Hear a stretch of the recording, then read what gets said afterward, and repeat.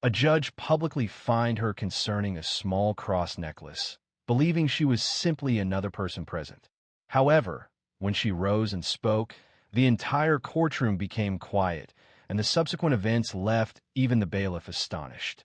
Alana Merriweather did not go to the Rutherford County Courthouse, anticipating conflict. She went to support her younger cousin, Deshawn, who'd been arrested following a routine traffic stop that had escalated into a considerably larger matter. She requested a day of leave from work, chose a navy blue blouse, slacks, and flats. The outfit was simple and understated, yet respectful. A delicate gold chain with a small cross hung around her neck. It was not ostentatious, barely noticeable unless one looked closely. Someone did notice. The courtroom was full. It contained people awaiting their turns, lawyers reviewing documents, and deputies positioned along the walls. Alana settled into the second row, remaining quiet and composed. Her purse rested in her lap. She nodded softly to her cousin, who appeared exhausted from stress, his eyes weighed down by fatigue. He remained silent, offering her a look of thanks. That was sufficient. Judge Raymond Keller entered with his characteristic formal walk. The judge was known for a particular demeanor. Across Murfreesboro and in surrounding areas, lawyers spoke of his meticulous nature, traditional, direct, and unyielding. A Vietnam veteran who transitioned to a legal career, he regarded the courtroom as a space of great importance. His space. The bailiff called the room to order. Before proceeding, Judge Keller addressed the room, looking at the attendees as he said, "I'd like to address a matter of decorum." He looked directly at Alana. "You, ma'am, the one in blue. Please rise." Alana blinked, surprised, and slowly stood. Her heart thudded a little faster, but she kept her posture straight. "You're wearing a religious symbol," he said, his voice firm. "That's not permitted in my courtroom. Neutrality matters here." A fine of $50 was levied for disrupting court decorum. The room fell silent. Some individuals adjusted in their seats. Others averted their gaze, visibly uncomfortable. Alana did not respond immediately. She was familiar with being publicly singled out, questioned, and dismissed, yet she still felt surprised. A fine? For wearing a necklace? She glanced at the bailiff, then back to the judge. "Your Honor," she stated calmly, "is this a published policy? Could you please direct me to the statute or court rule that permits that penalty?" Keller showed no visible reaction. "This is my courtroom. I established the procedures." Alana nodded thoughtfully. "I comprehend that, sir. However, are those procedures documented anywhere?" He fixed his gaze on her for a brief moment. "You may pay the fine at the clerk's desk, or you may depart." She detected a quiet intake of breath from someone seated behind her. Alana remained still. She did not speak louder. She did not engage in debate. She merely inclined her head slightly and stated, "I am not leaving." A gentleman in the front row, an older man wearing a tan suit, lifted his eyebrow. His gaze moved from her to Judge Keller and back again. Judge Keller slowly straightened his robe. "Then you will be held in contempt?" The bailiff subtly changed his stance. The prosecutor set aside his file. A palpable change occurred. The atmosphere felt denser, not with theatrics, but with focused concentration. Alana released a single breath through her nose. "I'm here to support my cousin, Deshawn Grissom. The charges are being formally presented today, and he requested my presence. I'm not intending to cause any disturbance, Your Honor. However, I contend that this fine is not only unjust, but potentially unlawful." Judge Keller moved forward a little. "Did you question my jurisdiction?" Her expression remained unchanged. "I am requesting an explanation of the policy and its legal basis." He hesitated briefly. It was slight, almost unnoticeable, but the pause was present. He did not anticipate that. "Who are you?" he inquired, his voice growing tense. "My name is Alana Merriweather," she replied, "and I'm a constitutional attorney licensed in 3 states, including Tennessee." The courtroom cracked open. You could almost feel the collective intake of breath. Someone whispered under their breath, "Damn." She continued, measured and composed. "I graduated from Harvard Law School in 2010. I've worked for the Southern Center for Human Rights, and I currently serve as senior counsel at a nonprofit based in Memphis.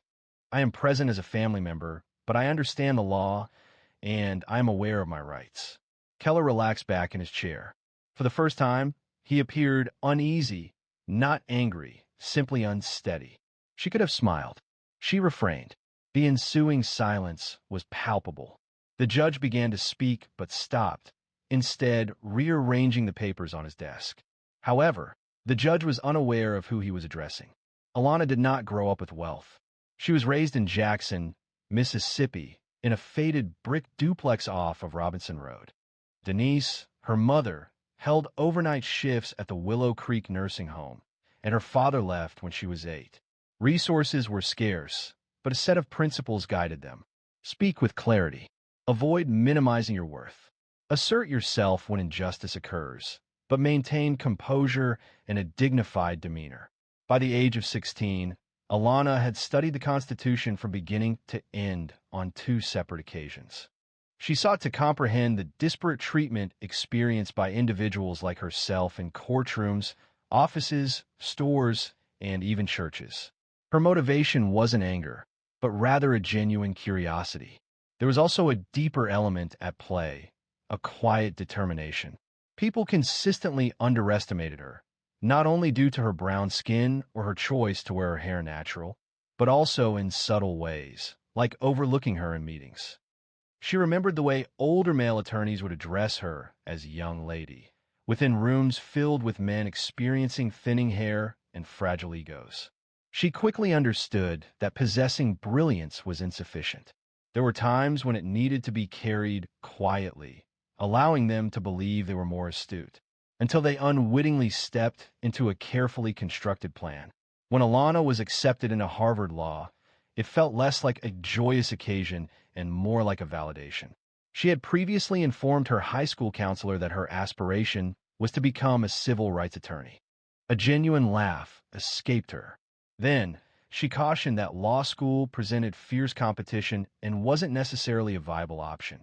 Alana remained silent. She simply intensified her studies. While attending Harvard, she wasn't boisterous. She found no need to be. She consistently occupied the front row of each constitutional law class, rapidly taking notes and posing questions that caused professors to pause. People began to observe her, yet still regarded her as unusual. This perception never felt satisfactory to her. After graduating, she declined 2 offers from large firms seeking impactful work. She spent several years in Alabama, defending minors within the legal system. Then, she moved to Memphis to join a nonprofit dedicated to combating housing discrimination.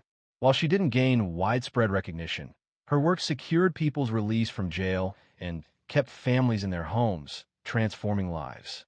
Throughout this, she consistently wore her small gold cross, a deeply personal symbol. The brooch had been her grandmother's, accompanied by a handwritten note. It read, "Wear this when you need to be reminded you're not alone." Her grandmother never removed it. Not once. Not even in court.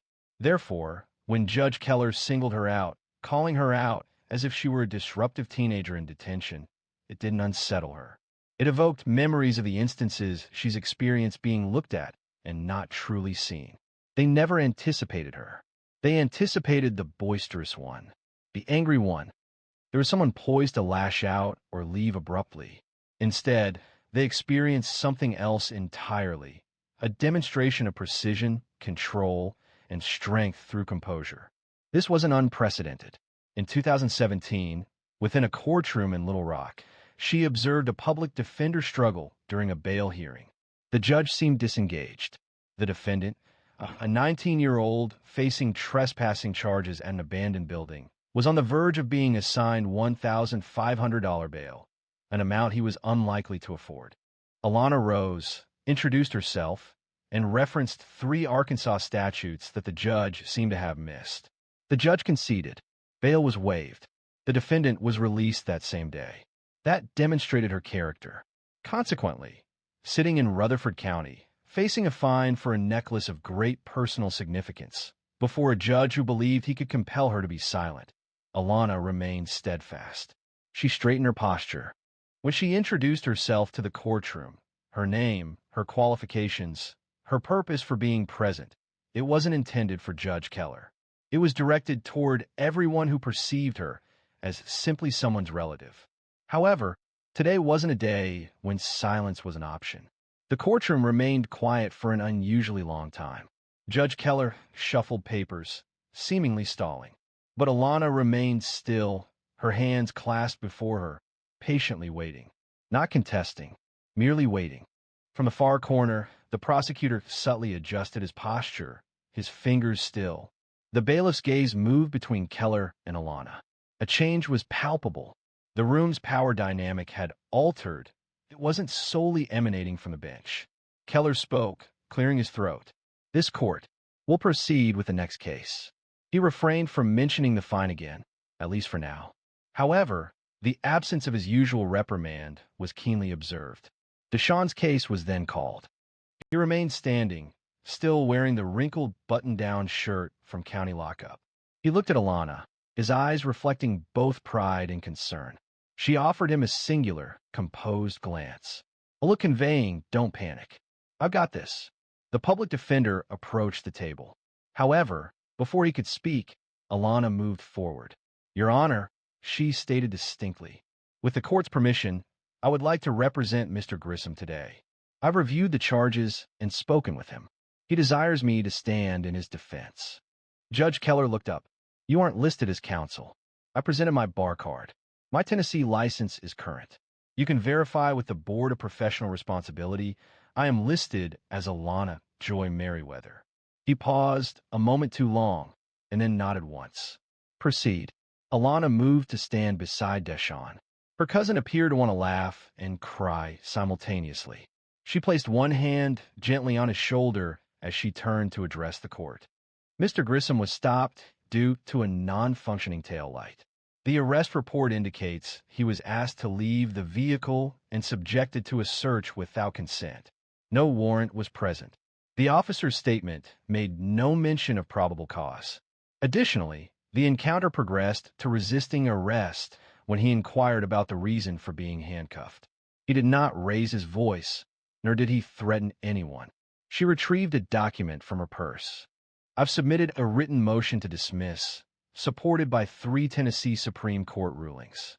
Each affirms that a warrantless search under these circumstances constitutes a violation of the Fourth Amendment. Additionally, the resisting arrest charge lacks supporting video evidence, despite officers wearing department-issued body cams." The room was still again. Alana frowned, leaned back, and accepted the motion from the clerk. He reviewed it. It was evident. With a rapid scan of the room and a slight twitch of his jaw, Alana remained silent. She stood motionless, allowing him to read, while ensuring her presence was undeniable. Behind her, people subtly adjusted their positions, not from disinterest, but from focused attention. This was no longer the woman they believed was in distress just moments prior. This was a different person altogether. Judge Keller looked up. "You wrote this motion yourself?" "I did. I prepared this draft last night following a review of the police report and a conversation regarding the arrest with Mr. Grissom, and I am not affiliated with a law firm. I am employed by a civil rights nonprofit. Our organization focuses on due process violations, housing discrimination, and wrongful convictions." The judge tapped the motion lightly on the desk. "Your client's record? No prior arrests. No violent offenses. He's a full-time electrician's apprentice, simply trying to get to work on time the day this occurred." Another long silence. Keller turned to the prosecutor. "State's position?" The prosecutor paused. "We'd be willing to dismiss the resisting charge, maintain the traffic infraction." Alana spoke again, her voice resolute. "We'd agree to that only with the court confirmation that the search was unlawful. Mr. Grissom deserves that documented." It was a confident move. No apologies. No hesitation. Simply a direct, justifiable request supported by legal precedent. Keller observed her. The courtroom rarely witnessed such assertiveness. A woman, a black woman, effortlessly navigating legal procedures. She did so without displaying anger or arrogance, simply presenting clear and precise facts. He adjusted his glasses. The motion to dismiss was granted. The traffic infraction remains with a warning, and no fines will be assessed. Alana offered a subtle nod, devoid of a smile or celebratory gestures. She then turned to Deshawn. "You're free to go." He paused momentarily, as if his body needed time to process the news. Subsequently, he left the defendant's table and embraced her firmly. A murmur rippled through the courtroom once more. It wasn't regarding the case itself, but about her. However, what Alana did next silenced everyone. Instead of returning to her place, she faced the bench, her voice remaining calm. "Before I sit down, Your Honor, I would like to formally challenge the fine issued earlier this morning." Keller visibly recoiled, as if startled. "Do you want to reopen that matter?" he asked. "Yes, sir," she replied. "You stated that religious symbols were not permitted in your courtroom. However, unless this courtroom is functioning under martial law, the First Amendment remains applicable." Her tone was measured. She did not need to raise her voice. In County of Allegheny versus ACLU, the Supreme Court underscored the requirement for government institutions to maintain neutrality rather than hostility towards religion. Prohibiting a small cross pendant, particularly from an individual who is not testifying or speaking to the court at that moment, does not represent neutrality. The action appeared as targeted suppression, and the gallery had gone completely still. Alana advanced 1 foot. Additionally, there was no written policy displayed, no public signage indicating the ban, and no prior warning provided. "I am found without citation, without precedent, and without any attempt to verify my intent or role in the proceedings." Keller adjusted in his seat. His face had lost some of its typical composure. One could observe something stirring behind his eyes: calculation, doubt, perhaps even shame. "Are you suggesting the court violated your rights?" he inquired. Alana remained motionless.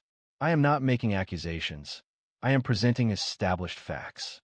I request the fine be rescinded, and the court record should indicate that this incident transpired outside established protocol." The prosecutor glanced up momentarily, then resumed, looking down. The bailiff's hands were now clasped before him, his jaw tense, and his posture more formal. Keller hesitated before replying. He fixed his gaze on her for a prolonged, intense period. Then he announced, "The fine is withdrawn." This wouldn't be documented. Alana offered a brief nod. "Thank you, Your Honor." She pivoted and proceeded to her place with composure. Murmurs arose once more.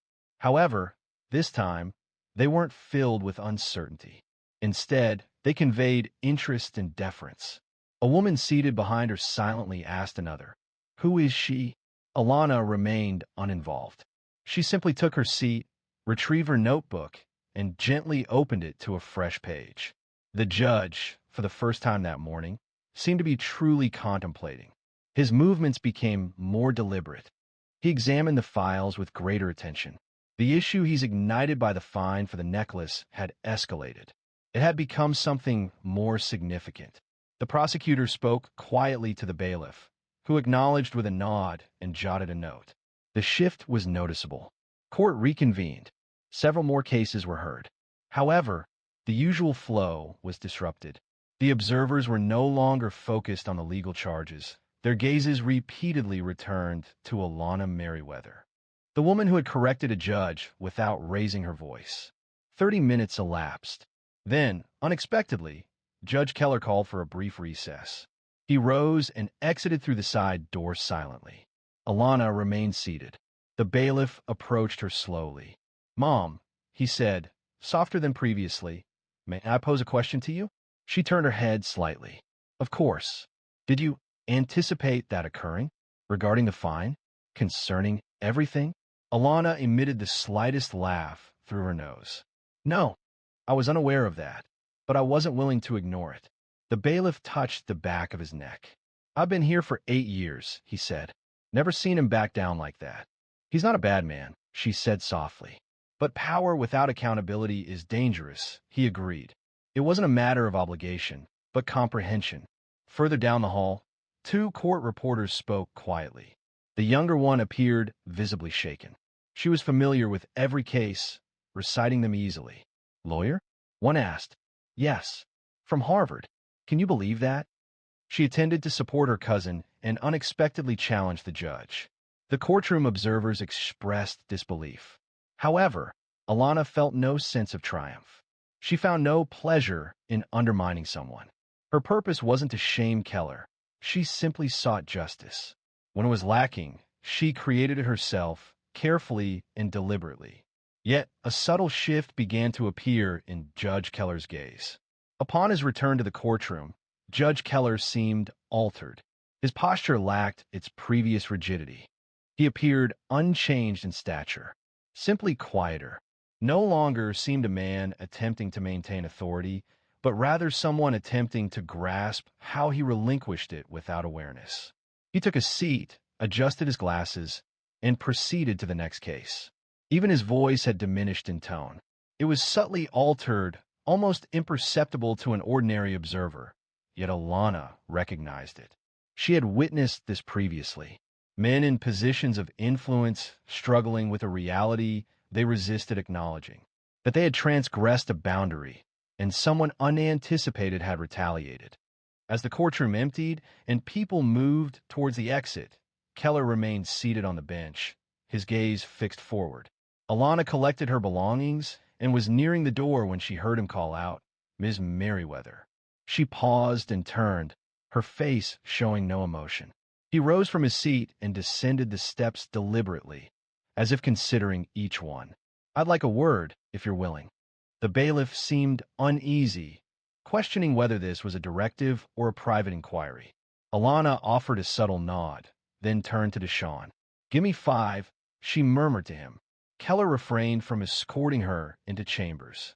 They remained just outside the vacant courtroom, maintaining enough distance for some discretion, yet remaining visible. He cleared his throat. "I owe you an apology." Alana didn't reply. Not yet. She allowed him to formulate his thoughts. "I formed an assumption," he proceeded, "an inequitable one, regarding your intentions, regarding your position. I was mistaken," she responded gently, but without resentment. He lowered his gaze. "That's the difficulty, isn't it? One shouldn't need to be." Another pause. "I have dedicated 32 years to that bench," Keller stated, "and I have valued order, structure, neutrality. But you help me understand, occasionally what we consider neutral is simply convenient for those already in power." The statement impacted him more profoundly than anticipated. Alana simply looked at him, maintaining steady, respectful eye contact. There was no trace of ego, only honesty in her silence. "I don't expect forgiveness," he stated, "but I will say this. I won't forget today." Alana offered a slight nod. "That's all I hoped for." She prepared to leave, but he called out to her one last time. "If you're ever back in Murfreesboro, I'd be honored to hear you argue again." That element genuinely surprised her. "I hope not to need to," she replied, a hint of a smile playing on her lips. They both understood the unspoken meaning behind her words. The sun had risen higher, and the heat was intense. Deshawn stood near the sidewalk, looking at his phone. He brightened when he saw her. "What is that?" he asked, astonished. Alana shrugged, retrieving her keys from her purse. "Just a small civics lesson." "Seriously, you confronted a judge. In his home." She gave him a look. "Don't make it sound heroic. I didn't go there to fight. I want to hear what he had to say." When someone attempts to diminish your importance for reasons related to your identity, you face a choice. Remain silent or voice your perspective. Deshawn leaned against her car, nodding slowly. "I swear, if I didn't know you better, I'd say you rehearsed that," I remarked. She laughed. "I didn't, but maybe I should start writing it down." At that moment, a local reporter from the Murfreesboro News Journal approached, holding a voice recorder and a notebook. "Ms. Merriweather?" Alana turned. I observed what unfolded. "Our readers would likely appreciate hearing your perspective. Would you consider an interview?" She looked at Deshawn, then returned her gaze to the reporter. "Let me consider that." The reporter offered her a card and stepped back. "You prompted considerable thought today. Such occurrences are infrequent in court." As I walked toward the car, Deshawn remarked, "They will discuss this, you know." Alana shrugged again. "Let them, however." What transpired outside the courtroom held equal significance. As Alana and Deshawn arrived at his apartment complex on the west side of Murfreesboro, his phone was constantly buzzing. Calls, texts, and even direct messages flooded in. A cousin in Chattanooga had already learned the news. A friend from high school had sent a screenshot of a local news blog displaying the headline: Attorney silently dismantles courtroom bias. Judge withdraws fine, dismisses case. Deshawn looked at her, his eyes wide. It's already on the internet? Alana offered a small smile. I mentioned to you, people discuss events, particularly when expectations aren't met. She did not seek recognition. Not currently. Not in the past. However, there were occasions when being noticed wasn't a decision. It was a consequence of acting correctly when the option of remaining unnoticed wasn't available. Afterward that evening, she was at her kitchen table, drinking tea, the small cross necklace still on her collarbone. Her inbox contained numerous messages, some from familiar people, others from unknown individuals. Several legal blogs had already published summaries. A user on Twitter had shared a clip from the live stream, adding the caption, "This is how you correct injustice," without ever raising your voice. However, Alana wasn't paying attention to any of that. She was considering a statement from Judge Keller. What we often consider neutral is simply convenient for those already wielding the authority. That observation resonated with her. She recalled her childhood, holding her grandmother's hand during evening church service. The pastor's words resonated. Sometimes the loudest thing you can do is not shout. It's stand. Initially, it seemed like a poetic statement. Now it felt genuine. The following day, she returned to her position at the nonprofit office in Memphis. Her colleagues did not alter their behavior toward her. There were no celebratory balloons or enthusiastic applause. Instead, one of the interns presented her with a file and requested she review a housing complaint by noon. She appreciated the normalcy of it. Information still circulated, even without her direct involvement. A week later, she received a call from the Middle Tennessee State University Law Department. They were planning a community forum concerning courtroom ethics and bias, and a member of their board had recommended her as a speaker. She nearly declined. Nearly. Then she recalled the courtroom, the shift in people's gaze when they recognized her as an individual, and how many others remained voiceless, awaiting someone to advocate for them. Consequently, she consented to participate in the forum. 14 days later, a pastor from a church in Smyrna contacted her. He requested that she address their youth group regarding the law, its true meaning, its protective function, and how it can be applied equitably if individuals understand how to ensure its accountability. She accepted the invitation. She continued to agree, not due to enjoying the focus, but because the narrative was no longer solely hers. It belonged to all who had ever occupied the rear of a courtroom and considered, "They won't hear me." She had never shared this with Keller. However, that day had also altered her. She frequently reflected on him. She questioned whether he retained that moment within his memory as she did. If he ever observed someone in his courtroom differently afterward, perhaps with increased consideration, perhaps with a touch more humility. She hoped so. One Friday afternoon, as she was leaving the office, she noticed an envelope affixed to her door. It bore no name and no return address, only her name typed neatly. Inside was a brief note that read, "Ms. Merriweather, I've revised the courtroom conduct guidelines. Religious attire or symbols, unless disruptive, will no longer be penalized." That was all. There was no apology. No signature appeared beyond the initials. Yet it was sufficient. She folded the note and placed it within her grandmother's Bible. Alana Merriweather didn't seek recognition. She desired equity. Certain narratives briefly capture attention before fading. Others resonate deeply, altering perspectives, even without direct interaction with the individual who initiated that change. For Alana Merriweather, that courtroom moment represented not a culmination, but a segment within a more extensive narrative. A narrative encompassing decisions largely unseen by others. For instance, staying up all night to assist a tenant contesting an unlawful eviction. Dealing with late-night calls from worried mothers whose sons were detained without bail. Or traveling 3 hours to a courthouse in Jackson simply to observe a judge who was reported to be unfairly treating defendants with limited financial resources. She made no introductions. She simply observed, documented her findings, and waited for discernible trends to emerge.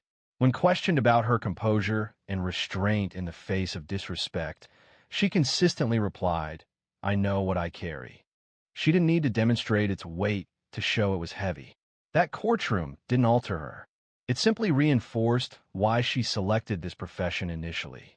Not for recognition, not for retribution, for respect. She had no desire to embarrass Judge Keller. She aimed to make him consider. And in that, she was successful. Some time passed, and during a talk with a group of teenage girls at a public charter school in Memphis, one of them asked, "Weren't you the woman who spoke directly to the judge and caused him to appear mistaken?" Alana responded with a smile. "I didn't speak directly to him. I spoke with purpose. And I didn't cause him to appear mistaken. I offered him an opportunity to reconsider." The girls seemed surprised. "Isn't that essentially the same thing?" Alana replied, "Not in the slightest."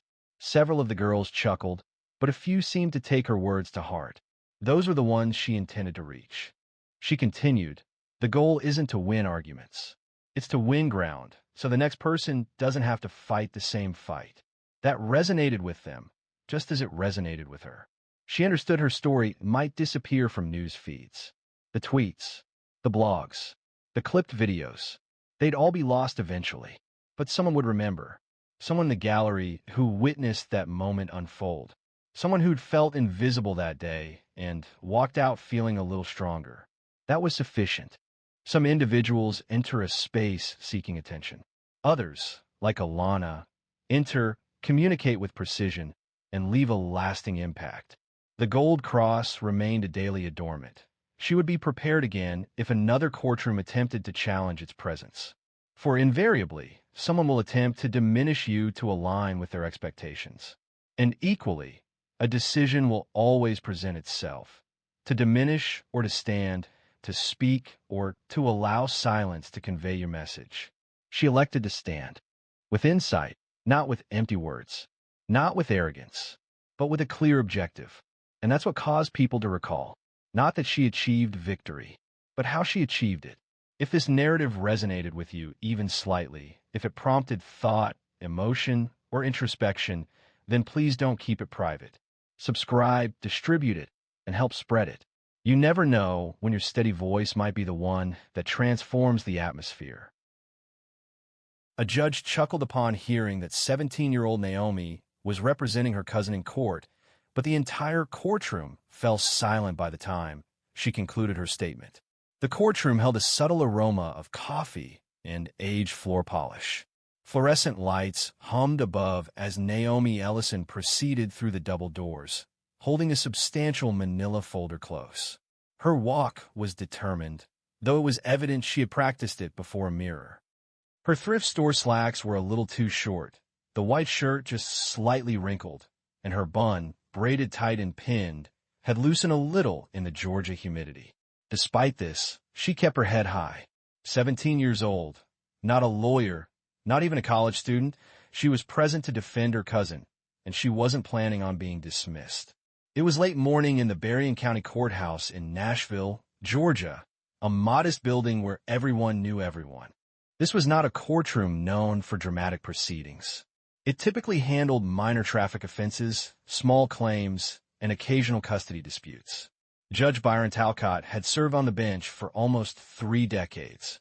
People in town remarked that he seemed from an earlier era, a diplomatic way of noting his resistance to change and his limited acceptance of it within his courtroom. As Naomi announced her role as Deshaun Little's legal representative, Judge Talcott peered over his glasses, appearing bewildered. "You're what now?" he inquired, looking down at the docket. "I'm representing my cousin in this case," Naomi stated, her voice unwavering. "I prepared a written argument, and—" He interrupted her. "You're not a lawyer," he said, a slight laugh escaping his lips. A ripple of laughter spread through the courtroom. It seemed impossible that she was young enough to drive, let alone practice law. Several individuals adjusted their positions to observe her more closely. A man seated in the rear even smiled, seemingly anticipating an amusing spectacle. Naomi remained composed. Her expression didn't change, and her hands were steady. She nodded once, opened her documents, and stated, "With respect, Your Honor, Georgia law permits individuals to represent others in non-criminal proceedings, provided both parties agree." Judge Talcott raised an eyebrow. "And you're telling me he consents to this?" Deshawn, seated beside her in jeans and a t-shirt, leaned toward the microphone. "Yes, sir, I do." A subtle change permeated the atmosphere. Naomi cleared her throat and added, "I'm prepared to proceed if the court is willing." The judge reclined in his chair, pausing for an extended moment. Then he smirked and waved his hand dismissively. "Fine. This will be interesting." The bailiff, an older man named Wiggins, inclined himself forward a little, focusing his gaze on Naomi with a hint of curiosity rather than disapproval. Naomi organized her documents with precision. She positioned her handwritten notes before her, turning to the page marked Opening Statement. Her script was precise, so precise that it seemed impossible anyone could have written it hastily. As she prepared to speak, a laugh escaped someone situated in the back of the room. The judge made no move to quiet it, nor did Naomi. She simply commenced. Before she could elaborate further, the judge interrupted her once more. "Miss Ellison, for the sake of argument, could you please state where you obtained your law degree?" She met his gaze steadily. "I do not possess one, but I have dedicated the past 2 years to studying Georgia traffic law, civil procedure, and judicial conduct during my leisure time. I've attended public hearings in 3 counties, transcribed trial footage, and reviewed over 50 court opinions. I do not possess a degree, but I am present to ensure the court's time is used productively." The room was silent now. Even the clerk had ceased typing. However, Judge Talcott still had one more maneuver prepared. Judge Talcott exhaled audibly through his nose, seemingly considering whether this was a misuse of time or an opportunity for spectacle. He shifted slightly in his chair and offered Naomi a brief, dismissive gesture. "Very well, Miss Ellison." Naomi remained unfazed. She delivered her introduction with the confidence of someone who had rehearsed it repeatedly. And she had. In her bedroom, she practiced, standing before a mirror with her backpack used as a makeshift podium. Her voice remained steady as she presented the details. Deshawn had been stopped by police for failing to stop at a stop sign outside the high school on a Saturday morning. There was no other traffic and no pedestrians present. Despite this, the infraction resulted in a court summons and a significant financial penalty. Naomi's goal wasn't merely to dispute the fine. She aimed for its complete dismissal. In the second row, a white woman wearing a peach blazer spoke softly to the man beside her. He responded with a chuckle and a shake of his head. The clerk reclined in her chair, clicking her pen, anticipating Naomi's misstep. And Deshawn? He glanced at his hands, apprehensive, perhaps even a little irritated. "You sure you want to do this?" He had asked her that morning while they waited outside the courthouse. Naomi had answered without lifting her eyes from her notes. "I wouldn't be here if I wasn't." He remained silent after that. Now, seated beside her at the defendant's table, he fidgeted in his chair, seemingly wishing he could vanish. He was 17 as well, but Naomi made him feel even younger simply by being next to him. Naomi then addressed the matter of selective enforcement. The stop sign in question had been disregarded by numerous drivers that morning, including 2 local sheriff's deputies. Naomi possessed video footage captured by a neighbor, which was time-stamped and easily discernible. The footage displayed vehicles proceeding without interruption. There were no visible lights, no audible sirens, and no issued citations. She positioned a small USB drive on the table and raised her gaze toward the judge. "With the court's permission, I'd like to submit this as evidence." Judge Talcott remained still for a moment. Then, deliberately, he turned his attention to the bailiff. "Let's take a look." The screen activated. The courtroom's attention focused. The video consisted of straightforward street footage captured by a home security camera. Vehicle after vehicle passed the sign without pausing. Naomi allowed the recording to play for 20 seconds before stopping it and indicating a license plate belonging to a county sheriff. "I'm not suggesting that the law shouldn't be enforced," she stated, "only that it should be enforced fairly." There was no laughter this time. The judge, however, crossed his arms. "And you believe this demonstrates your cousin was treated unfairly?" Naomi replied concisely. "It demonstrates that enforcement lacks consistency. And when enforcement lacks consistency, citations can become subjective." He observed her intently for a moment. Naomi remained composed under his gaze. What the majority of individuals present didn't realize, couldn't possibly know, was her dedication over the previous 2 summers, secretly attending hearings in 3 counties. She documented proceedings with a well-used pen, quietly reciting legal terminology into a tape recorder obtained from her science teacher. No one had instructed her in these actions. Her high school lacked law electives, and internship opportunities for girls like her were scarce in Berrien County. Consequently, she pursued self-study. She dedicated late nights to reading legal blogs and case opinions while her mom worked double shifts at the nursing home. She prioritized this over socializing, foregoing parties and school dances. It was her chosen path. Now, upon her first opportunity to apply her knowledge, those present perceived her as a young person pretending. "I'll accept her." The judge cleared his throat. "We'll admit the video for review." "Continue." Naomi nodded and kept going, but the atmosphere hadn't changed yet. People still looked at her as if this would inevitably fail. But then Naomi said something that even made the court reporter lift her head. Naomi placed her palms flat on the table, leaned in just a little, and said, "This citation isn't just about a stop sign.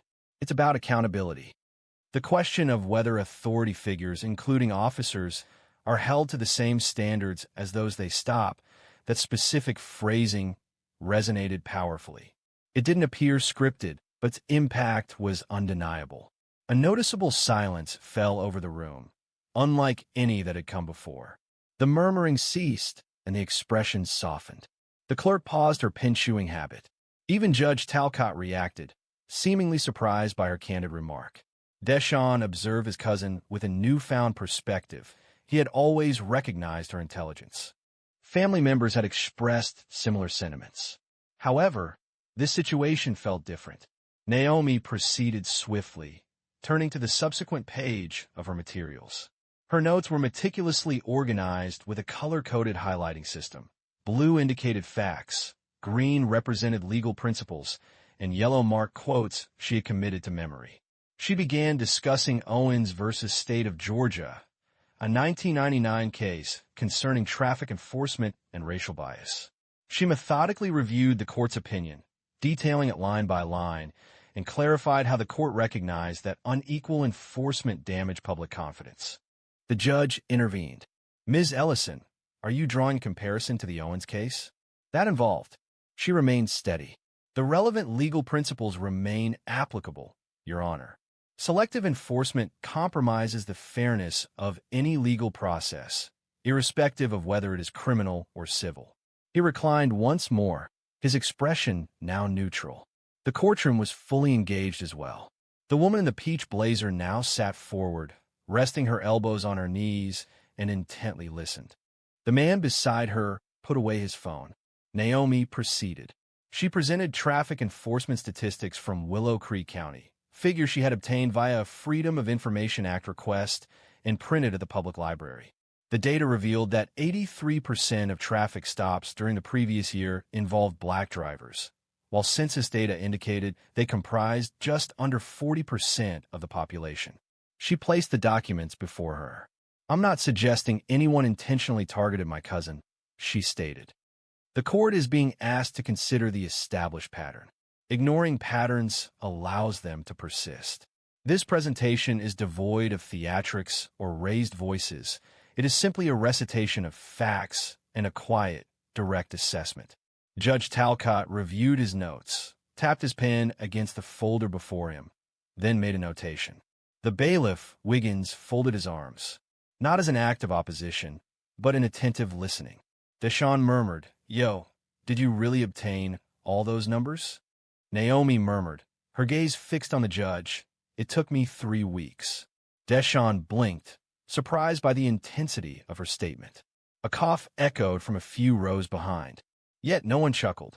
The judge remained silent, examining the printed documents before returning his attention to Naomi.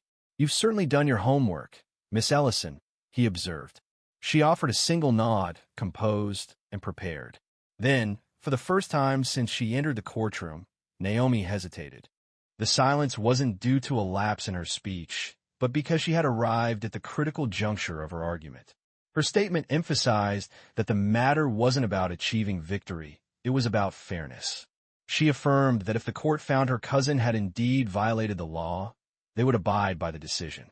However, she insisted that if citations were to be issued in Cedar Creek County, they needed to carry consistent meaning regardless of the driver. This was the pivotal moment, not when she referenced legal precedent, nor when she presented the statistics. The sincerity of that statement seemed to resonate, and the judge closed his folder. "Let's take a 10-minute recess." Gasps weren't permitted in courtrooms, yet they were audible, noticeable in the subtle shifts of people and the murmured comment, "He never does that." During that brief pause, Naomi experienced her initial wave of genuine uncertainty. She sat on the unyielding wooden bench outside the courtroom, knees drawn close, hands tightly clasped around a bottle of water she hadn't opened. The braid at the nape of her neck was loosening, but she made no move to adjust it. She fixed her gaze straight ahead, seemingly observing something unseen by others. Deshawn sat next to her, his leg bouncing, his eyes darting frequently. "You good?" he eventually asked. She nodded, then murmured, "Yeah, but you don't seem it." A faint smile touched her lips. "I didn't come here to look good," he chuckled, then added more seriously, "Hey, thank you. For real. I didn't think you'd go that deep." She turned towards him. "You didn't think I meant it? I mean, I knew you were smart. I simply didn't realize you were this intelligent." Naomi did not respond. The courtroom door opened, and the bailiff motioned toward them. "Let's return to the matter at hand." Inside, the atmosphere had changed. The laughter from before had disappeared, yielding to a more subdued feeling. It wasn't quite respect. It wasn't quite admiration. It was simply focused attention. Judge Talcott observed Naomi when she re-entered. This time, he didn't squint or smirk. He continued to evaluate her. "Miss Ellison," he stated as she resumed her testimony, "let's hypothetically consider, just for a moment, that your assertion is valid. Could you please reference any specific wording in the law that would directly justify dismissing your cousin's citation?" Naomi responded promptly. "Yes, sir. Georgia Code, Section 40 to 620 details proper stop sign enforcement, but it also allows for interpretation regarding situations where enforcement might be applied unevenly or selectively. Moreover, the Equal Protection Clause, as defined in Yick W. v. Hopkins, dictates that selective enforcement predicated on arbitrary distinctions compromises the law's legitimacy." The courtroom fell silent once more. The judge inclined himself forward, resting his elbows on his desk, observing her as if searching for a weakness. "I notice you're quite well informed," he remarked. "Yes, Your Honor." He then stated, his voice a little more pointed, that if she intended to cite Yick W., she should also be ready to discuss its relevance beyond licensing matters. She affirmed, explaining that the ruling's core principle extended beyond licenses. It concerned fairness under the law. The ruling explicitly stated that even seemingly neutral laws could not be applied in a discriminatory manner. For the first time, Judge Talcott refrained from interrupting, allowing her to complete her statement. He then folded his hands and looked directly at her. "Miss Ellison," he said, speaking almost calmly now, "what exactly do you want from this court?" Naomi took a breath. "I want my cousin's citation dismissed, and I want the court to acknowledge that enforcement patterns in this county deserve closer scrutiny." She didn't yell. She didn't raise her voice. She didn't need to. The judge examined the documents before him, then surveyed the courtroom, and lastly turned his gaze to Naomi. Unexpectedly, he posed a question. "May I review your notes?" Naomi was taken aback. "I'm sorry," he repeated. "Your notes. It's evident you've invested significant effort. I'd appreciate the opportunity to examine them." The inquiry was unusual. Judges rarely made such requests. Naomi approached and presented the notes. Her hand briefly touched the bench, but she maintained her balance. The judge examined the pages, methodically, handwritten, color-coded, and arranged with the precision of a junior associate at a leading downtown Atlanta firm. "This is remarkable," he stated after a prolonged pause. The courtroom remained silent. He then added, "However, you must understand that argument isn't always sufficient in court. Sometimes, regardless of how just you are, the structure doesn't yield." Naomi did not avert her gaze. "Then perhaps the structure requires pressure." The judge raised an eyebrow, but before he could respond, someone in the gallery stood. The woman who stood in the back row appeared to be in her 60s, with silver hair pulled back tightly and a black blouse buttoned to the neck. She seemed like someone who didn't speak unless it was important. "Your Honor," she called out, her voice steady but quiet. Judge Talcott turned slowly. "Ma'am, you need to sit down. This isn't open for public comment." But the woman did not flinch. "I am Judith Minter. As a retired attorney with 41 years of experience in civil litigation, I feel compelled to state, for the record, that this young lady presented one of the most well-structured arguments I've observed in a courtroom, even among federal proceedings." While gasps weren't permitted, an audible intake of breath was clearly heard from half the gallery. Judge Talcott visibly stiffened but remained silent, simply observing Naomi. A fleeting, unreadable expression crossed his face. Frustration? Perhaps. Or something else entirely. He announced another recess. Naomi hurried outside. Her chest felt constricted, and her hands trembled slightly this time. Not from fear, but from the weight of everything. The room, the atmosphere, the abrupt quiet that followed the woman's statement. Deshawn followed her and sat next to her once more. "You all right?" he inquired. She hesitated before responding. Her fingers moved restlessly in her lap. "Why would she say that?" Naomi asked, almost to herself. "Why would someone like her defend me?" Deshawn shrugged, because she observed what everyone else had seen. Naomi allowed her shoulders to relax a little. Her entire body had been rigid for more than an hour, and she hadn't been aware of it. The courtroom doors opened again, and Naomi was surprised when Judith Minter emerged and approached her. "Miss Ellison," she said softly as she sat down next to her on the bench. "Do you understand the sort of bravery it requires to stand where you just stood, particularly without the qualifications? That's not something that can be fabricated." Naomi began to speak, but Judith raised a hand. "I'm not attempting to compliment you," she said. "I'm stating a fact. And if you ever consider a career in law, I mean professionally, please contact me. I know individuals who would be fortunate to guide someone with your potential."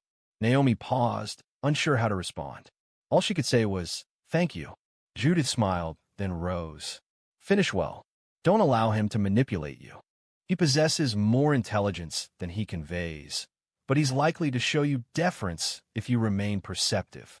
Following that, the woman vanished down the hallway, her heels clicking softly against the tile. Deshawn turned to Naomi, a combination of awe and disbelief evident on his face. "Yo, who are you right now?" She offered a quiet, almost weary laugh. "I'm just me." However, something in her demeanor had shifted. The anxiety was still present, but it no longer dominated. Not entirely. The bailiff entered the room. "They're ready." Naomi stood, adjusted her shirt, and retrieved her folder. As she re-entered the courtroom, there were no whispers, no smirks, and Judge Talcott no longer leaned back as if dismissing her. Instead, he leaned forward. Naomi returned to the table, arranged her closing statement, and awaited approval. The judge offered a brief nod. "Proceed." She took a final breath to compose herself, and then she began. The words she was about to speak would silence the entire courtroom. Naomi spoke calmly, no need for raised tones. "My cousin is a teenager. He committed a minor error. But if the law isn't applied equally to all, young, old, black, white, officer, civilian, then it ceases to be law. It transforms into a suggestion, or, even more detrimentally, punishment for some and a caution for others." A stillness fell over the room. No one moved. Every gaze in that room was focused on her. Even the clerk, who had kept her fingers poised over the keyboard, was frozen midair. She continued, "We've all heard that justice is blind, but it shouldn't be deaf. It shouldn't ignore patterns, or silence people who speak up about them. Naomi walked slowly to the evidence table, pulled up the citation, and held it out. This citation isn't just about a stop sign. It's about the choice to enforce, or not enforce, the law based on who's in the driver's seat. Her voice remained steady, almost calm, but her words carried significant weight. She addressed the judge. You inquired previously about what I sought from this court. I stated then that I desired the citation dismissed, and I maintain that desire. However, I also want recognition that fairness should not be something earned through appearances or background. It should be inherent, a given, for all. Judge Talcott looked down, tapping the citation folder again with the corner of his pen. He remained silent. Not yet. I may not hold a degree, Naomi stated, but I've gained knowledge observing courtrooms and opinions and law books over the past 2 years. I've learned that when justice functions correctly, it isn't felt as dominance. It feels like understanding, like recognition that you were listened to. Her voice faltered just a little at that final word. Not enough to disrupt her flow, but enough to serve as a reminder to those present that she remained a teenager. Still human. Still someone who shouldn't have been required to prepare for this. She closed her folder and stepped back. Silence. A full 10 seconds elapsed before Judge Talcott finally exhaled. He adjusted his glasses, surveyed the courtroom, then focused his eyes on Naomi. I've been doing this for a long time, he said. Long enough to recognize when someone enters this courtroom with something prepared, and when they enter with something authentic. He paused. You, Miss Ellison, you presented something authentic. Another pause. I am dismissing the citation. The issue isn't related to your cousin's connections, but rather the manner in which you presented this case.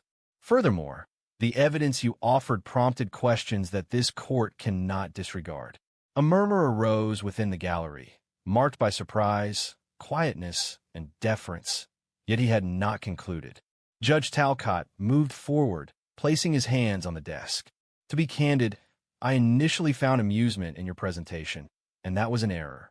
You didn't simply prepare, you informed this courtroom, and myself included.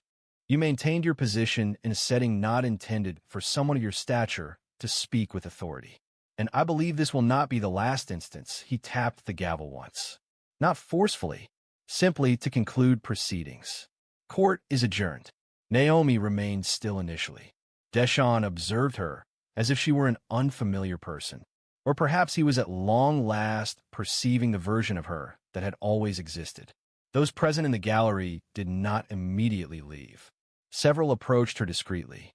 The clerk even nodded once, murmuring, "Nice work, kid." Naomi held her folder close to her chest again. But now it didn't seem like a shield. It felt like a credential. As she and Deshawn walked out into the sun, he nudged her. "You're going to be on somebody's billboard one day." She laughed. "Not unless they catch me on a good hair day." He smiled wide. "Nah, I mean it. You changed something in there."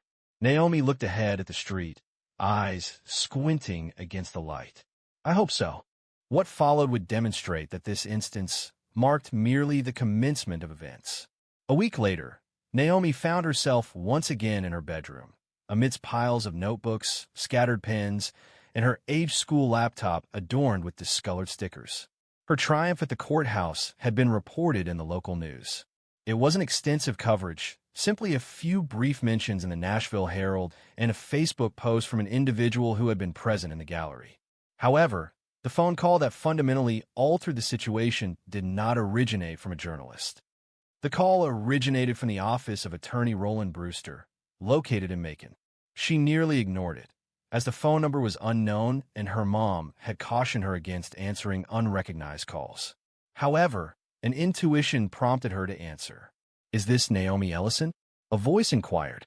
"Yes," she replied. "This is Angela from the office of Roland Brewster. He would like to speak with you, if you're available." Naomi straightened on the bed. Certainly?"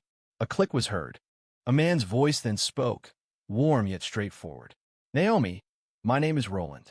I've been practicing law in Georgia for 27 years. A colleague of mine, Judith Minter, sent me a copy of your court presentation. She said I'd be a fool not to reach out." Naomi remained silent initially, not due to nerves, as she wasn't feeling them. She was simply uncertain if it was genuine. "I want to offer you something," he continued. "It's not a job. yet, but it's a mentorship, one that could develop into something further.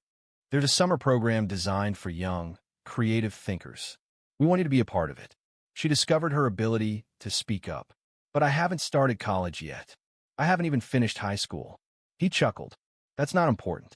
We're not seeking degrees. We're looking for minds capable of sparking change. Naomi looked at her notes. The same ones she'd used in court, now spread across her desk like discarded awards. I'm intrigued, she said. Excellent. Brewster replied. Please send me a copy of that argument. Following the call, Naomi remained still for an extended period. She didn't move or smile, simply taking everything in. A change had occurred. The courtroom proceedings were over. However, her personal journey, that unconventional path she had constructed independently, using library books and YouTube lectures, was no longer hidden. Her mom entered the room. Are you hungry? She inquired. Naomi nodded, feeling ravenous. Sitting opposite each other at the small kitchen table, her mom inquired, Do you truly desire to pursue this? Law. Seriously? Naomi ate her sandwich deliberately, then responded, Yes. I believe I already am. Her mom offered a look, a drawn-out, probing expression unique to mothers, and then nodded once. Following this, she stated, Then you better continue demonstrating your capabilities. That evening, Naomi remained up reading, driven not by obligation, but by a sense of purpose. Analyzing legal precedent felt less like an assignment and more like a language she was finally proficient in. The following morning, she received another call, this time from a high school student from 2 towns over. Hey, the girl said, I saw what you did. My brother's case is similar. I don't know where to begin. Could I ask you a question? And with that, Naomi evolved into something more, not just a bright student, not just a relative advocating for family. She stood as an illustration, a demonstration that excellence doesn't await authorization, and fairness doesn't demand a position, but only truth, clarity, and the courage to speak. She didn't require a law degree to impact a courtroom. She simply needed an opportunity. And when she received it, she ensured no one would ever perceive her identically again. Your voice doesn't need a platform. It merely needs to be heard. If Naomi's story resonated with you, ensure you subscribe and share this video with someone who needs to be reminded. The key isn't the origin, but the level of dedication you demonstrate. Judge Holbrook and those present in the courtroom initially believed she was merely a disoriented elderly woman. However, she quietly presented her bar card and systematically refuted the case before their eyes. Do you comprehend the charges against you? Or should we proceed more deliberately? Judge Morris Holbrook's tone held a barely concealed hint of amusement. He reclined in his high-backed chair, folded his arms, and looked down at the elderly woman standing alone at the defense table. His voice held the same condescension he directed at blustering defendants who believed they could best him an argument. However, this wasn't a volatile young person with loose trousers and a defiant manner. This was a 72-year-old woman wearing a pale blue cardigan and sturdy orthopedic shoes, standing upright with her hands softly clasped over a well-worn leather handbag. Alma Vernice Whitaker faced charges of obstruction, disorderly conduct, and resisting arrest stemming from a protest 2 weeks prior at Bakersfield City Hall. Leland Drury, the prosecutor, appeared to be no older than 30, presenting a polished image with shiny shoes and a demeanor suggesting unwavering self-assurance. He briefly looked towards the gallery, a slight grin on his face. A few individuals in the courtroom suppressed quiet laughter. The bailiff emitted a chuckle. A flicker moved across the stenographer's lips. Alma remained silent. Judge Holbrook struck the file before him. The document stated that he had pushed an officer and incited the crowd to defy orders to leave. Such bold claims from a person of his stature. A fresh ripple of laughter spread through the room. The judge peered over his spectacles towards her. He noted the absence of legal counsel. No attorney, I presume? She then spoke, her voice calm and measured. No, Your Honor, Alma replied, a statement that visibly startled Leland. His head angled as if he hadn't understood. Madam, are you aware this is a criminal proceeding? You are facing genuine charges. Alma did not react. I am fully aware. Would you like to see my bar card? A moment of silence followed. Then some laughter arose, people assuming she meant something else. However, Alma slowly reached into her handbag and produced a laminated card, somewhat yellowed around the edges. She positioned it carefully on the table and pushed it across. Albrook peered, then leaned in. It displayed State Bar of California. Attorney Alma V. Whitaker, bar number 129804, was admitted on June 17, 1983. The room fell silent. She looked up and adjusted her reading glasses. I received my law degree from Howard in 1982, passed the bar the following summer, spent 12 years as a public defender in Detroit, and another 8 years working civil rights cases here in California, she stated. No one moved. I retired in 2003, she added, but I have kept my license active just in case. Judge Albrook shifted in his seat. Drury cleared his throat, but said nothing. Alma addressed the judge directly. Before this courtroom determines my fate, I need to clarify some information. I was not organizing a protest. I was attempting to de-escalate it. There is a distinction, and I plan to demonstrate it. Point by point, her tone remained consistent. She did not increase her volume, but each word appeared deliberate and considered. The bailiff looked towards the judge. Albrook examined her bar card once more, flipping it over, seeming to anticipate it might disintegrate. Alma remained motionless, as if she had held that posture countless times, and she had. Leland Drury then spoke, his voice slightly strained. Your Honor, we cannot confirm this without official. It's authentic, and I have additional documentation in this bag if needed, Alma stated, interrupting. Drury stopped speaking. Judge Albrook paused, then concluded very well. The court acknowledges the defendant is representing herself. He then paused. A subtle murmur, a sense of bewilderment, rippled through the gallery. But Alma Whitaker offered only a slight, almost unnoticeable acknowledgement to herself. Her purpose wasn't to provide amusement. It was to underscore that appearances could be deceiving. However, Judge Albrook wasn't prepared for the revelation she was about to unveil. The courtroom still hadn't fully settled. Judge Albrook now sat with a more upright posture, observing Alma Whitaker with a different kind of focus, one devoid of irony. Leland Drury, who previously appeared relaxed, now seemed uncertain whether he's entered a genuine trial or a trap. His jaw was tight, but his eyes repeatedly looked at the judge as if anticipating support. Alma made adjustments to the microphone before her. I'd like to begin by addressing the prosecution's claims, beginning with the body cam footage.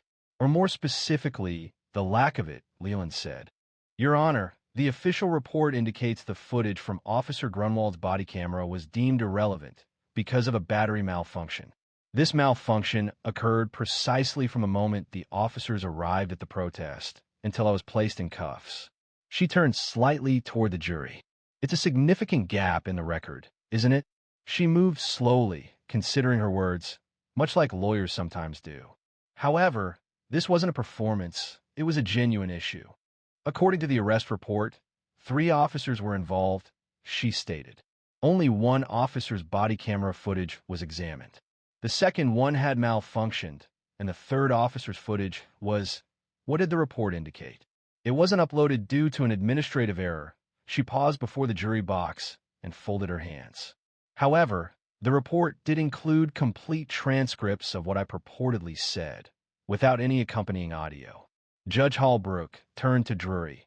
Mr. Drury, is that an accurate representation? Drury cleared his throat. We presented the available materials, Your Honor. The lack of video recording does not invalidate the officer's testimony under oath. Alma didn't wait. Then we should discuss that testimony. Officer Grunewald stated I raised my fist, shouted push forward, and resisted arrest by locking my arms with another protester.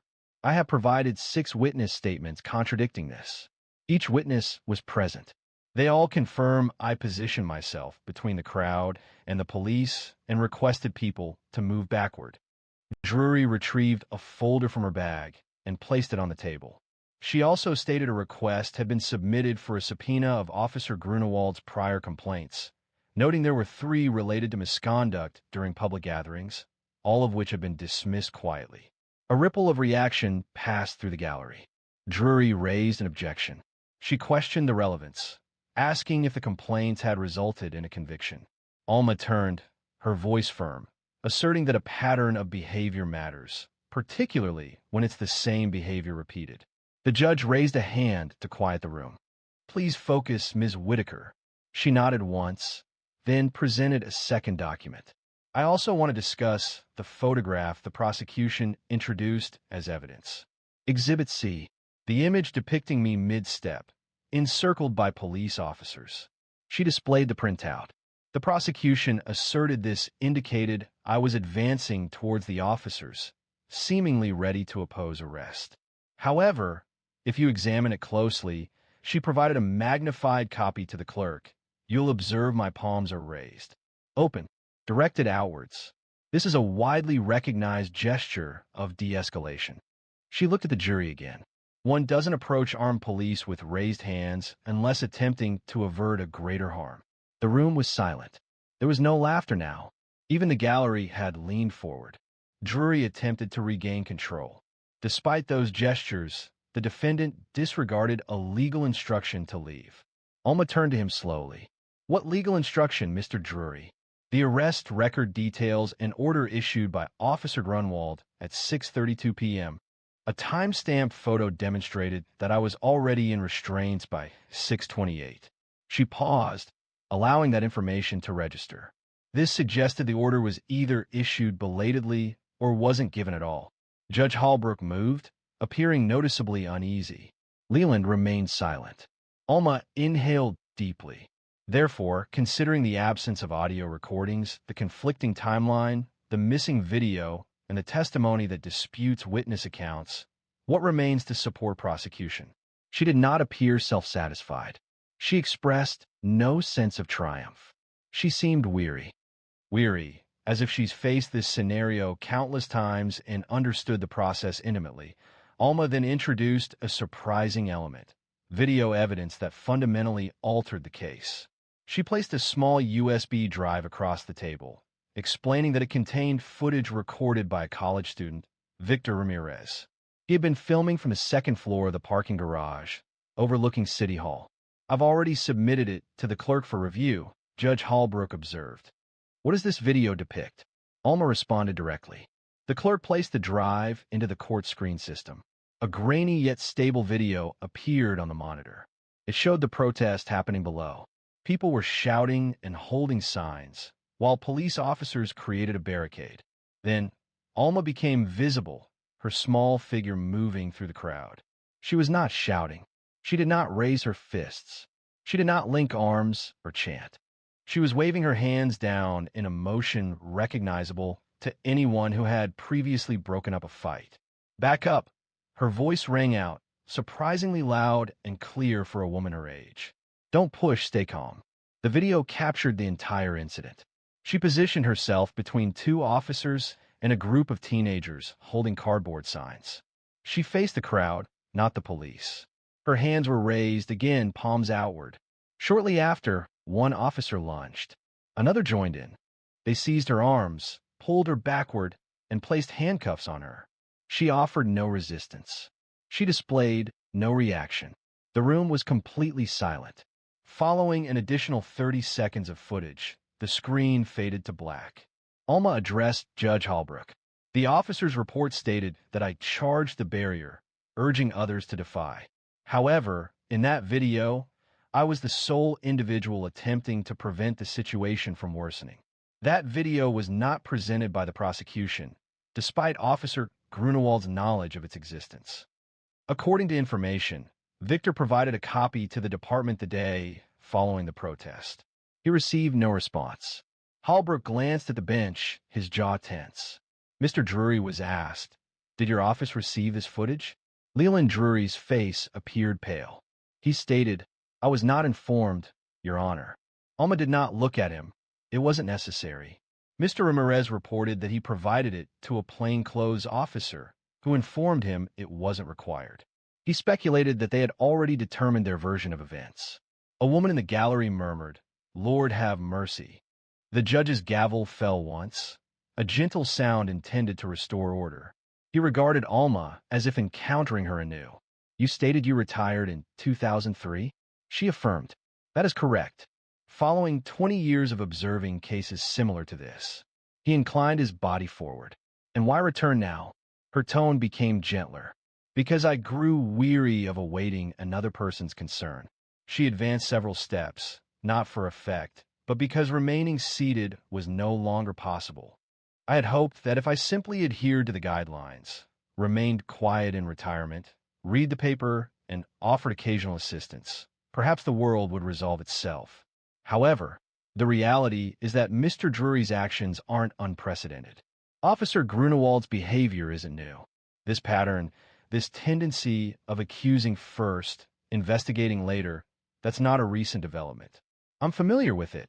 I've observed it since I was 30 years old, and it hasn't diminished. She addressed the jury, her gaze sweeping across the panel. I didn't come here today to create a spectacle.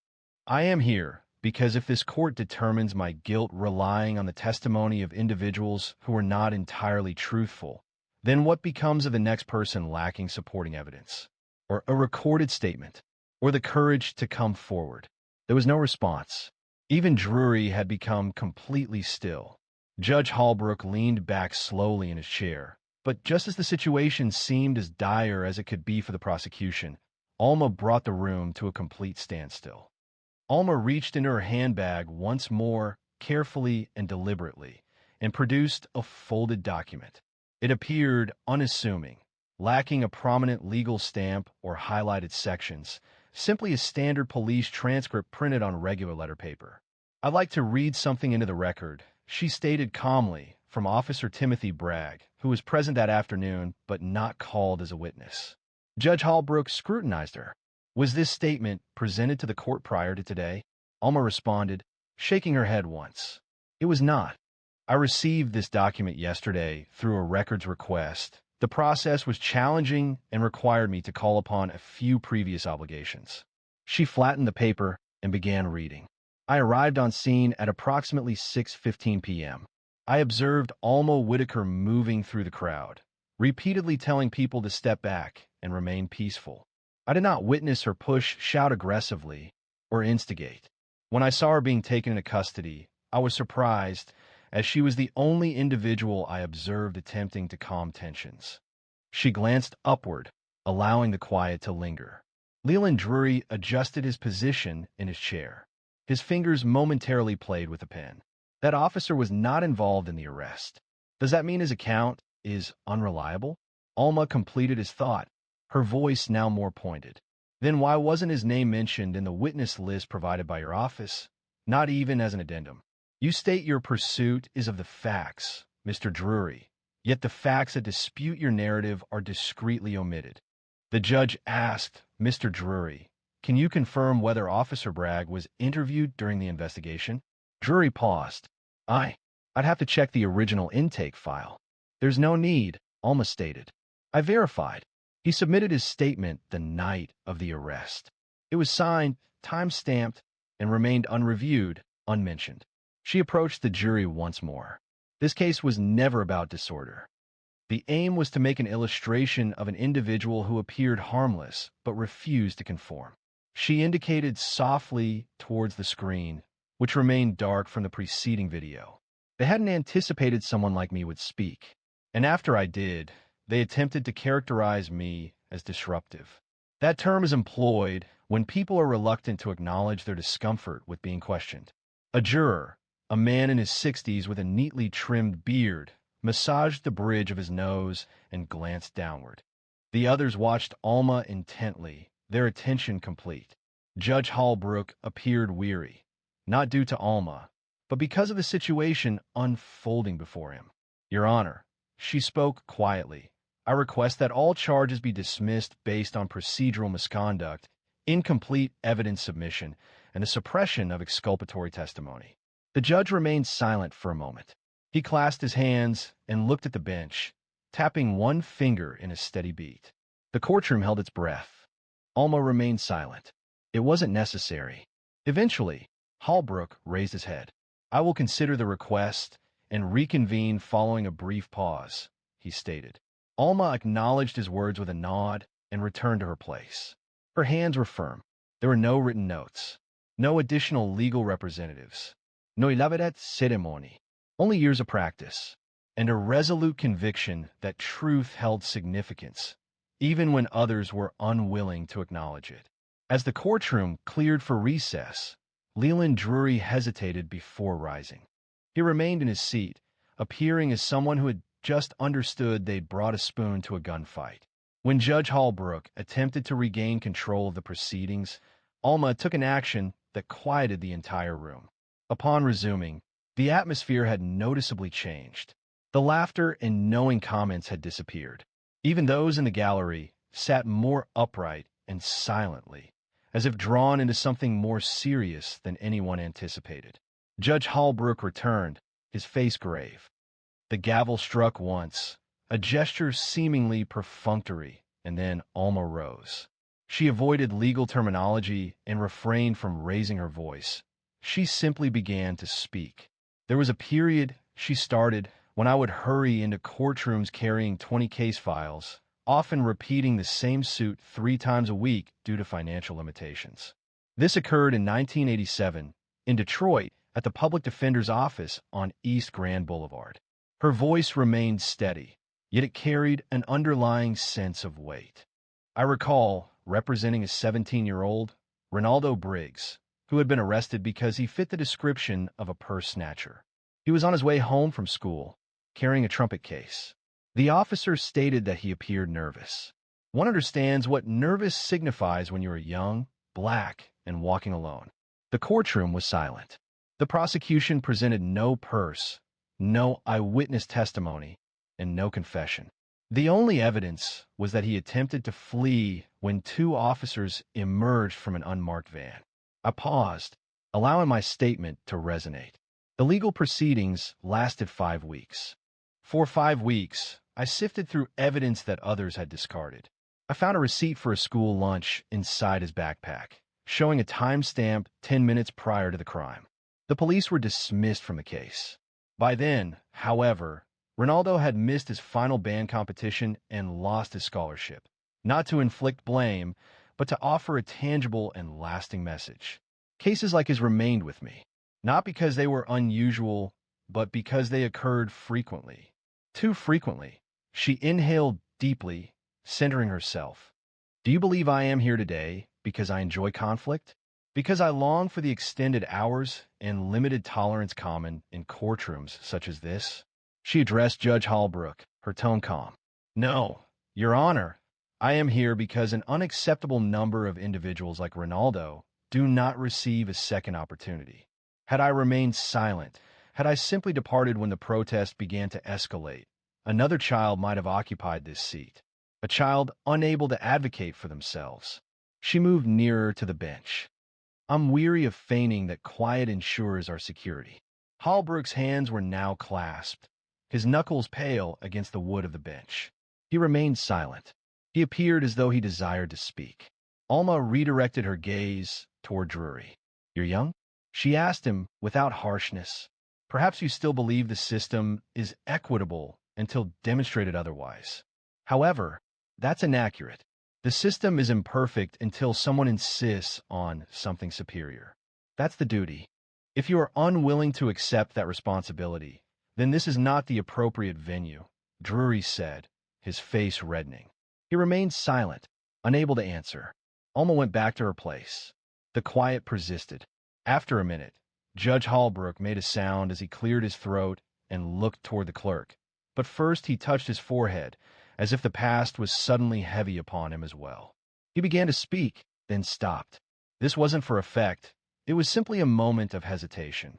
He appeared, for the first time in years, like a man questioning the words before him. I have examined the evidence presented by the defense, he stated finally, referencing the witness video, the police transcript, and the timing discrepancies. His voice faltered but subtly. This case was not managed appropriately, and it is the court's view that proceeding would be unfair. The courtroom was utterly silent. Ms. Whitaker, he said, his tone now more strained, this court dismisses all charges. A hush fell. There were no cheers, no vocal reactions, just a stunned silence, as if people were waiting for direction on how to respond. Alma did not smile. She closed her bag, rose, and nodded. This was not a gesture of triumph, but of respect. At that moment, Judge Holbrook, for the first time in years, found himself speechless. Within the courthouse, the sunlight streamed in, bright, dry, and sharp, much as it always did in Bakersfield around noon. Alma descended the courthouse stairs deliberately, not due to any physical weakness, but because she understood the value of savoring significant moments. She held her handbag securely beneath one arm, the soles of her shoes making a quiet sound against the pavement. Journalists waited expectantly on the sidewalk, their cameras already recording, microphones extended like lures. Many of them hadn't been present when the trial commenced. News had circulated regarding the retired black woman who entered the courtroom unaccompanied and emerged with the truth. Ms. Whitaker, are you considering legal action against the city? Did you anticipate the case's dismissal? Do you identify as an activist? She remained silent, not to evade attention, but because she had already spoken her piece, and that courtroom had been her sole intended audience. A small group of people waited for her at the foot of the steps. They weren't journalists. They were younger, late teens, perhaps early 20s, wearing hoodies, carrying backpacks, and sporting worn sneakers. Alma recognized one of them as Victor Ramirez, the student who had filmed the video. He kept his phone lowered, no longer recording, simply observing her. A young woman moved forward. She appeared to be just out of high school, her eyes bright and nervous. Ms. Whitaker, she said, I hope to be a lawyer someday, like you. Alma smiled for the first time all day. She offered a small smile, indicating her attention. The girl continued, that was the first time I saw someone actually win in court like that.